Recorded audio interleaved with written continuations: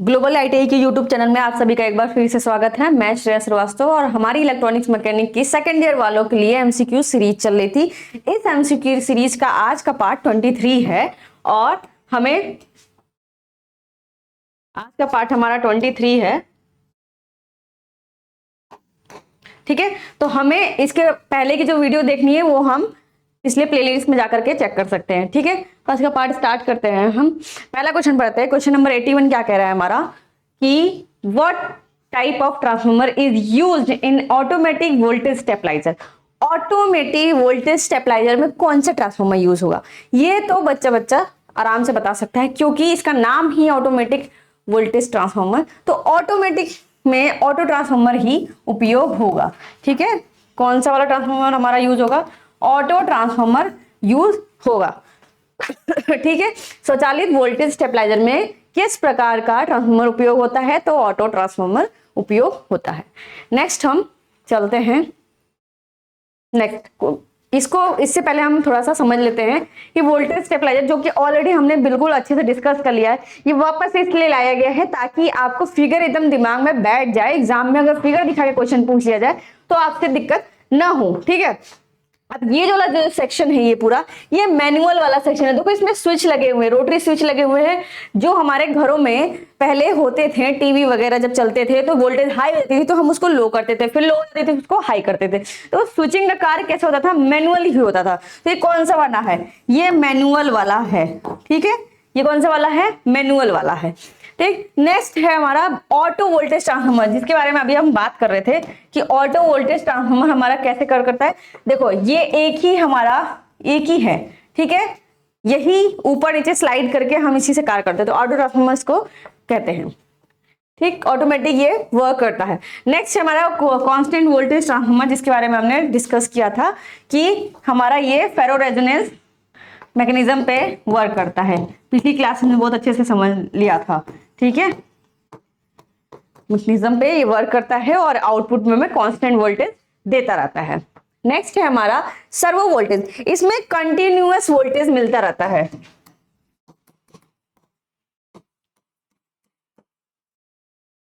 ठीक, continuous supply होता रहता है। क्यों, कैसे होता रहता है? देखो मैकेनिज्म भी हमने बिल्कुल अच्छे से समझा था कि ये जो ऑटो ट्रांसफार्मर है ये कनेक्टेड है हमारा बक बूस्ट से।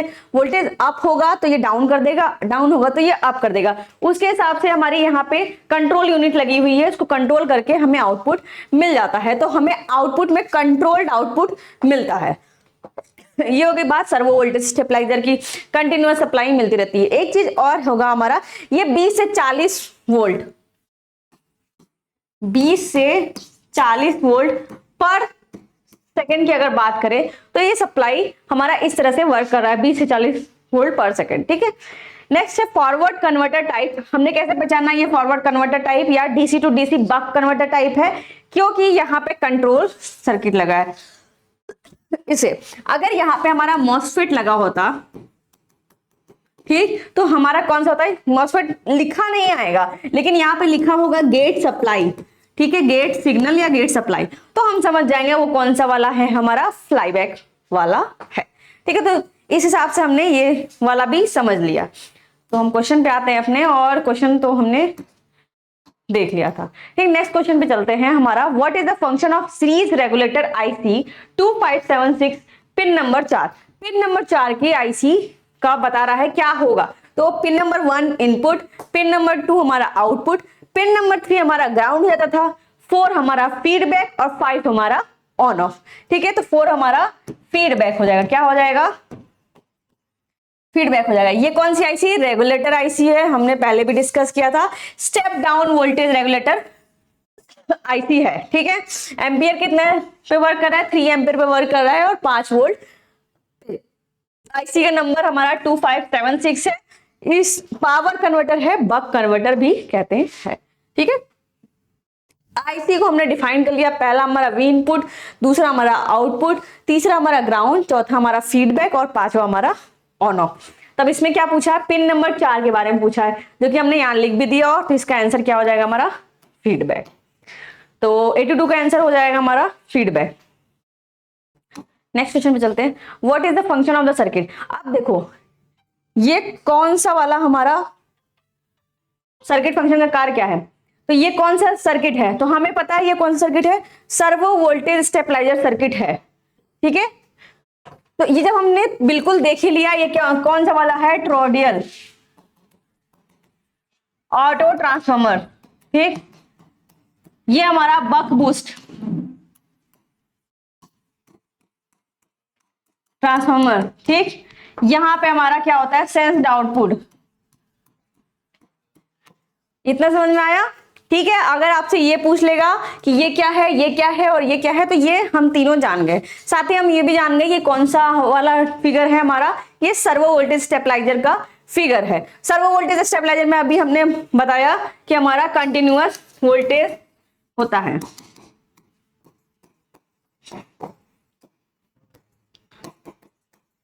बीस से, हमने अभी पिछली स्लाइड में देखा 20 से 40 वोल्ट पर सेकंड की बात हो रही है। ठीक है, तो इसका आंसर हो जाएगा हमारा सर्वो वोल्टेज स्टेबलाइजर, जो कि आपको बिल्कुल समझने में दिक्कत नहीं हुई होगी। ठीक है, नेक्स्ट क्वेश्चन पे चलते हैं हमारा। Which type of connector is use to supply power from SMPS to the computer motherboard. देखो एसएमपीएस से मदरबोर्ड पे, कंप्यूटर के मदरबोर्ड पे जो हमारा कनेक्टर होता है उसके बारे में पूछ रहा है कि एसएमपीएस से कंप्यूटर मदरबोर्ड को बिजली की आपूर्ति करने के लिए, सप्लाई देने के लिए किस प्रकार के कनेक्टर का उपयोग करते हैं। तो पीछे भी एक क्वेश्चन आया था जो हमने बताया था आपको कि ये वाला कनेक्टर है, ये कहाँ होता है, एसएमपीएस पे जाके लगता है मदरबोर्ड से। कहां से, कंप्यूटर के मदरबोर्ड पे लगता है। ठीक, तो 84 का ऑप्शन नंबर सी सही जवाब हो जाएगा। 85 पे चलते हैं। विच circuit is use in SMPS for voltage regulation. अब हमने बताया कि वोल्टेज रेगुलेशन में कौन सा सर्किट उपयोग होता है। हमने कई सारे एसएमपीएस देखे और सब में हमने देखा कि हमारा फ्लाईव्हील ऑपरेशन हो रहा था और स्विचिंग ऑपरेशन हो रहा था। क्या आपको ये तीनों ऑपरेशन होते हुए कहीं भी सुनाई दिए, कहीं भी एसएमपीएस में नहीं। तो हम अगर एलिमिनेशन मेथड यूज करेंगे तो भी हमारा आंसर निकल जाएगा। अदरवाइज हमने देखा था कि स्विचिंग का कार्य हमारा ट्रांजिस्टर कर रहा था और ये ऑपरेशन हमारा एसएमपीएस में हो रहा था। ठीक, तो इस हिसाब से हमारा 85 का ऑप्शन नंबर सी बिल्कुल सही जवाब हो जाएगा। नेक्स्ट क्वेश्चन पे चलते हैं। अब यहाँ पे एसएमपीएस, दो टाइप के एसएमपीएस हमने यहाँ ले रखे, फ्लाईबैक कन्वर्टर टाइप एसएमपीएस और फॉरवर्ड कन्वर्टर टाइप एसएमपीएस, जिसके बारे में हमने अभी डिस्कस किया, पिछली क्लासेस में डिस्कस किया। ये बार बार क्यों डिस्कस किया जा रहा है, ताकि आपको ये माइंड में फिगर बैठ जाए और एग्जाम में आप बिल्कुल भूलो ही मत, क्योंकि लास्ट टाइम में आप जो पढ़ के जाते हो बिल्कुल और अच्छे से दिमाग में बैठा रहता है। ठीक है, एग्जाम का प्रेशर भी रहता है। तो कंट्रोल सर्किट हमारी जो है ये कहाँ लगी रहती है, हमारी फॉरवर्ड वाले में, फॉरवर्ड कन्वर्टर टाइप में एसएमपीएस में। और जो गेट पल्सेस अगर लगा हुआ दिख जाएगा तो समझ लेना ये कौन सा वाला, फ्लाईबैक वाला है। ठीक है, नेक्स्ट पे चलते हैं। इसका आंसर हमने देख लिया था। ठीक है, what is the switching frequency of SMPS use in computer. हमने आपको बताया था फ्रीक्वेंसी के बारे में, जब स्विचिंग फ्रीक्वेंसी की बात हुई थी तो 20 किलोहर्ट्ज से 1 मेगाहर्ट्ज तक बताया था और हमारे ऑप्शन में 15 किलोहर्ट्ज से 1 मेगाहर्ट्ज था, तो हमने 15 किलोहर्ट्ज लगाया था। बट यहाँ पे हमें दोनों ऑप्शन दिखाए तो हम 20 किलोहर्ट्ज से 1 मेगाहर्ट्ज तक का ही लेंगे। तो स्विचिंग हमारी फ्रीक्वेंसी कितनी है, 20 किलोहर्ट्ज। ठीक है, तो 86 का हमारा आंसर हो जाएगा ऑप्शन नंबर डी। नेक्स्ट है, what is the resultant output voltage of circuit. Circuit का परिणाम आउटपुट वोल्टेज क्या है। पहले तो ये सर्किट समझो क्या है, ये रेगुलेटेड सर्किट है। मतलब कि जो सर्किट है इससे क्या दिखाया जा रहा है कि अनरेगुलेटेड हम सप्लाई दे रहे हैं। अनरेगुलेटेड मतलब जो जिसमें बहुत ज्यादा फ्लक्चुएशन है, जो अपने मन से इधर उधर कर रहा है, और रेगुलेटेड मतलब जो कंट्रोल करके एक ही कांस्टेंट दे रहा है। अभी तक हम यही समझते आ रहे हैं। तो यहाँ कौन सी सप्लाई है हमारी, अनरेगुलेटेड। एक इनपुट कौन सी है, अनरेगुलेटेड। आउटपुट हमें कौन सी मिल रही है, रेगुलेटेड। ठीक है, आउटपुट हमें कौन सी मिल रही है, रेगुलेटेड। तो क्या पूछा, सर्किट का परिणाम आउटपुट वोल्टेज क्या है। परिणाम आउटपुट वोल्टेज क्या है हमारा, हमने कहा आउटपुट हमारी कैसी मिल रही है, रेगुलेटेड आउटपुट मिल रही है हमारी। देखिए यहाँ पे आईसी कौन सी हुई है, 2576। कुछ चीजें हमें बिल्कुल सामने आके परोस के रख दी जाती हैं, तब भी हम आंसर नहीं निकाल पाते हैं क्योंकि हम प्रेजेंस ऑफ माइंड यूज नहीं करते। हमने देखा अरे भाई इतना बड़ा डायग्राम है, हमने तो इसके पहले डायग्राम देखा ही नहीं है। तो हमें क्या करना है, हमें थोड़ा सा दिमाग यूज करना है और हमें देखना है कौन सी आईसी यूज हो रही है। जहां ये लिखा है LM2578 यानी कि समथिंग कुछ 2576 हमने पढ़ रखा था। मान लो 2576 नहीं भी लिखा होता तो भी हम ये जानते हैं कि यहाँ पे कौन सी आईसी यूज हो रही है, तो 25 के सीरीज में यूज हो रही है और हमने इस टाइप का कुछ पढ़ रखा है, तो ये रेगुलेशन का काम करेगी। फिर हम अपने ऑप्शन पे आते हैं कि इन्वर्टर टाइप की हमने कोई आईसी देखी थी, अभी तक नहीं। एडजस्टेबल आउटपुट नहीं, और अनरेगुलेटेड आउटपुट हम क्यों ही चाहेंगे, ठीक है। तो इस हिसाब से अगर हम देखें कि यहाँ IC 2576 यूज हो रही है, इसके बारे में हमें बिल्कुल अच्छे से पता है कि पिन नंबर 1 क्या होता है, हमारा input, pin number 2 output, pin number 3 ground, pin number 4 हमारा फीडबैक और पिन नंबर 5 हमारा ऑन ऑफ होता है। पिन की बात करें तो एम्पियर पूछेगा तो 3 एम्पियर हो जाता है, ठीक। इसके पहले भी हम डिस्कस कर चुके हैं। और ये कौन सी आईसी है, buck boost regulator converter IC, ठीक। तो कौन सी आईसी है, रेगुलेटर आईसी। तो क्या करेगी, ये रेगुलेट करने का काम करेगी, ठीक है। यानी कि एक कांस्टेंट वोल्टेज पे चलने देगा हमारा डिवाइस। तो 87 का हमारा ऑप्शन नंबर बी सही हो जाएगा। नेक्स्ट क्वेश्चन पे चलते हैं हम। नेक्स्ट क्वेश्चन क्या कह रहा है, what which circuit is provided in control section of SMPS to drive the power switching transistor। Power switching transistor को चलाने के लिए SMPS के नियंत्रण खंड में कौन सा सर्किट प्रदान किया गया है। सबसे पहले ध्यान रखना है किसकी बात कर रहा है, नियंत्रण खंड, ठीक है। और कंट्रोल सेक्शन हमने पढ़ा था कि कौन कौन सा सेक्शन होता है, इनपुट सेक्शन, उसमें हम फिल्टर और रेक्टिफिकेशन काम कर रहे थे। फिर पावर सेक्शन, उसमें पावर एम्प्लीफिकेशन का कर रहे थे। आउटपुट सेक्शन में हमारा आउटपुट निकल रहा था। और फिर कंट्रोल सेक्शन था, वो क्या कर रहा था, पूरे फीडबैक को कंट्रोल कर रहा था। उसमें हमने देखा था कौन कौन सा सर्किट था, PWM था वहां पे, PWM यानी फेज विड्थ मॉड्यूलेशन। तो ये क्या कह रहा है हमारा कि कंट्रोल सेक्शन में SMPS के कौन सा सर्किट था। तो हमने बिल्कुल अच्छे से सर्किट याद रखी है, वहां पे PWM था, ठीक है। तो ऑप्शन नंबर सी हमारा बिल्कुल सही जवाब हो जाएगा, पल्स विद मॉड्यूलेटर सर्किट, ठीक है, इसकी बात हो रही है। 88 का ऑप्शन नंबर डी सही हो जाएगा। अब देखिए ये आपकी सर्किट है, एक बार फिर से इसको रिकॉल भी कर लेते हैं, अच्छे से समझ में आ जाएगा। ये रहा हमारा इनपुट सेक्शन, ठीक है। ये रहा हमारा पावर सेक्शन, ये वाला पावर सेक्शन।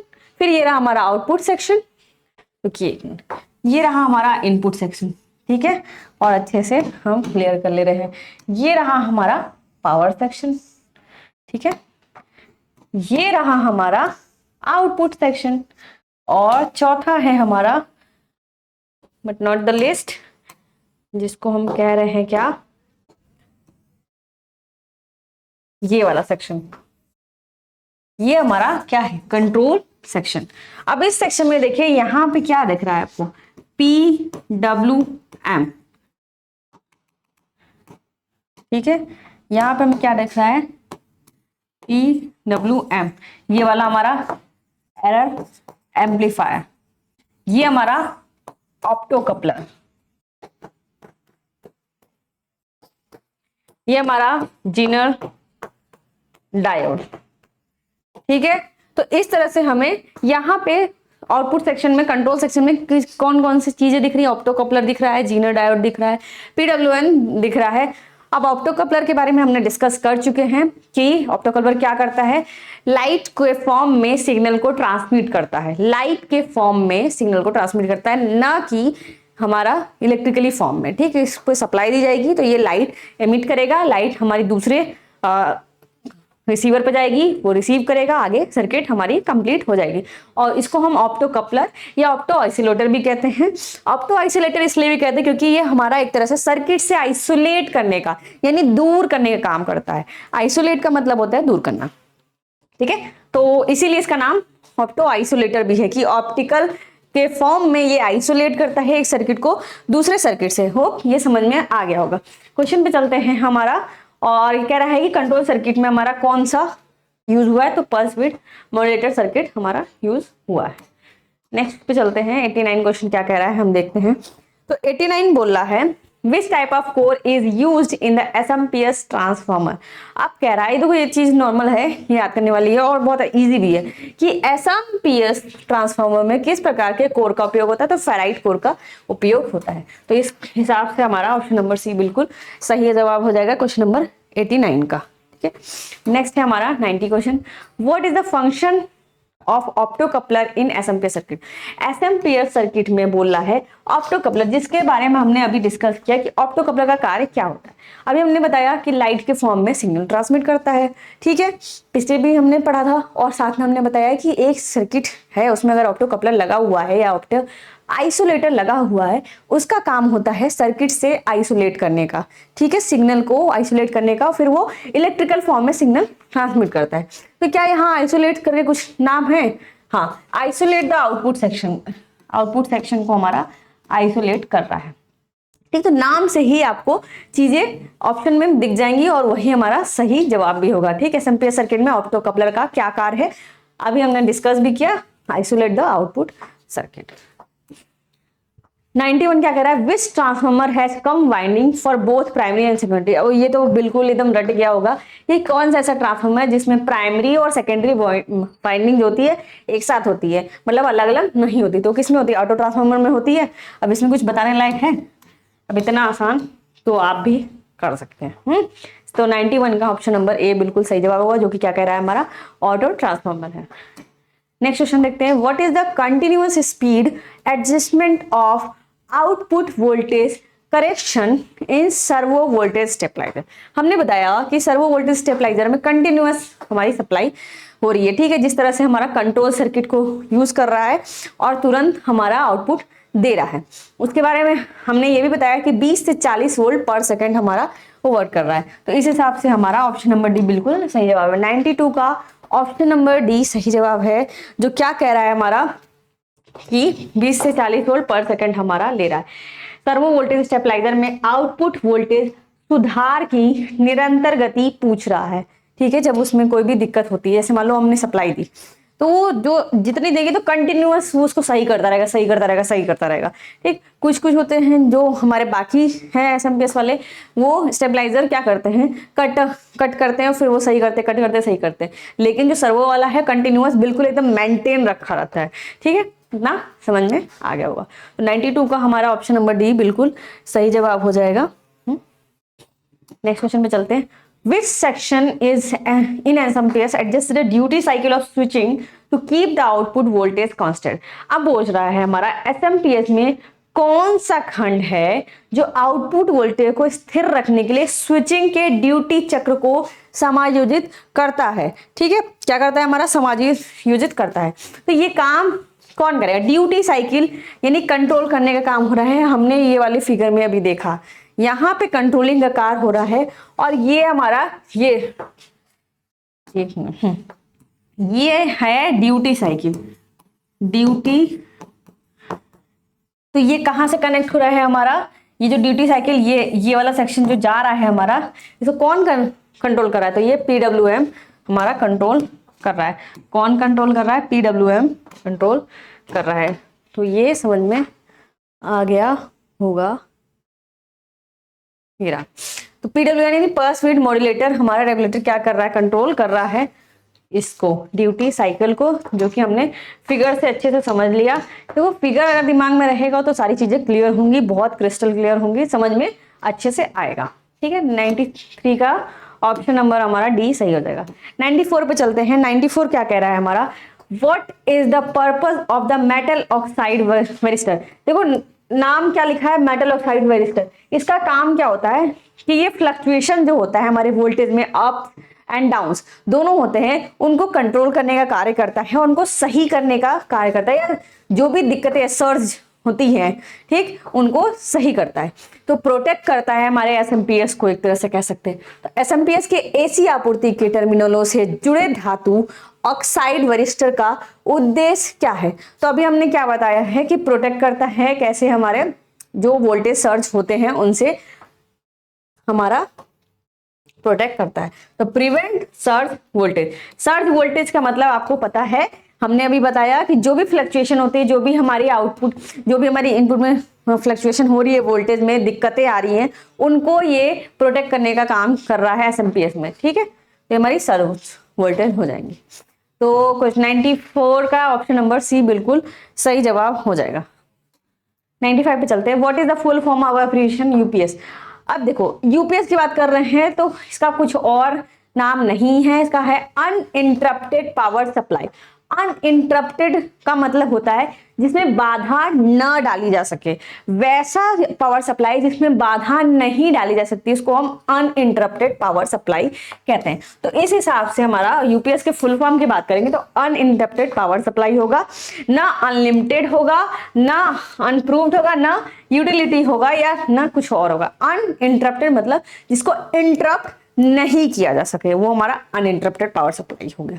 ठीक है, तो एक चीज और थोड़ा देख लेते हैं, छोटी सी, अगर यूपीएस की बात हो रही है थोड़ा सा और देख लेते हैं। तो ये रहा हमारा यूपीएस का ब्लॉक डायग्राम। अगर देखा जाए तो एसी सप्लाई दी जा रही है। ठीक है, यहाँ पे क्या कर रहा है, हमारा रेक्टिफिकेशन का काम कर रहा है, यानी डीसी में कन्वर्ट कर रहा है।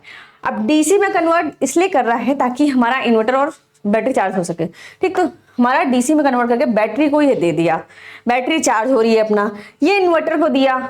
इन्वर्टर को क्यों दिया? क्योंकि हमने यहाँ एसी से डीसी कन्वर्ट कर लिया, तो इन्वर्टर वापस क्या करेगा, क्या डीसी पे हमारे होम अप्लायंसेस चलेंगे? नहीं चलेंगे।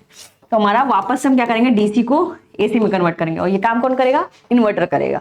ठीक है, इसको वापस से करके हमारा आउटपुट एसी दे देता है। तो जब हमारा सप्लाई नहीं कटी होती है, घरों में लाइट आ रही, तो डायरेक्ट हमारा ऐसे कार्य करता है। ठीक है, एक लाइन में। लेकिन जब हमारी सप्लाई नहीं आती है तो फिर ये हमारा बैटरी का कार्य हो जाता है कि इसको वापस से ले। तो ये हमारा एक फिगर हो गया है, ब्लॉक डायग्राम किसका? यूपीएस का। यूपीएस का full form uninterrupted power supply. ठीक है, अब ये आपके सामने कुछ पैरामीटर्स हम लाए हैं जो कि आपको डिफरेंस दिखा रहा है इन्वर्टर और यूपीएस में। अगर ये छोटे दिख रहे हो तो आप स्क्रीन को जूम भी कर सकते हैं। ठीक है, जूम हो जाता है इसका।